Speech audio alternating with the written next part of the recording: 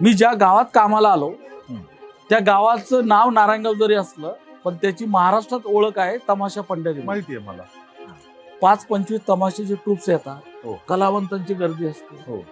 विठाबाईंना भेटून गेलो, त्या कलावंतांचे प्रश्न समजून घेत गेलो. आणि मग मला कोतापलेंनी सांगितलं बर की तू तमाशावर PhD. क्या बात. माझ्या लक्षात आलं यांचे प्रश्न वेगळे आहेत. तमासगीर शरीराने जर जगला तर तो कलावंत म्हणून टिकणार आहे. बरोबर आहे. त्याच्या आरोग्याचा प्रश्न कोणी सोडवायचा. बरोबर. आणि बिल गेट्स फाउंडेशन मध्ये घेऊन बर मी तेव्हा तमाशाचा कन्सल्टंट होतो महाराष्ट्राचा. बिल गेट्स बर. फाउंडेशनने मला तर रोल दिला. बर. तोंडाने वाद्य वाजवणारे जे कलावंत आहेत ते महार आहेत. हे सगळं नवीन आहे आमच्यासाठी. हा.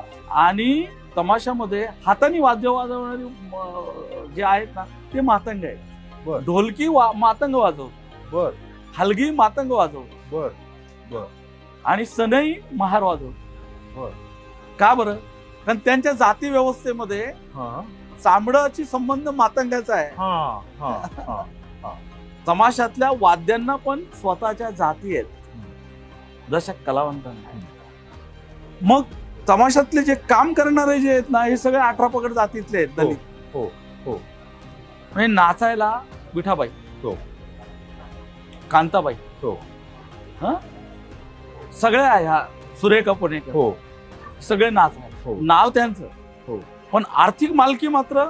त्या सो कॉल्ड एका पाटलाची. आणि मग तुमच्या लक्षात येईल तंबू बंबू रोवायला आदिवासी मुलं आहेत. बर बर.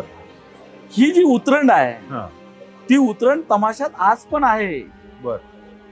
म्हणजे गावातल्या पाटलाला मी गावात तमाशा आणला हा. आणि एवढ्या स्त्रिया नाचायला आणल्या, हा. हा जो अभिमान आहे त्याला वाटणारा, बरोबर. त्याला हा जोपर्यंत जात नाही ना बर. तोपर्यंत कला म्हणून तमाशाला न्याय मिळणार नाही. बरोबर.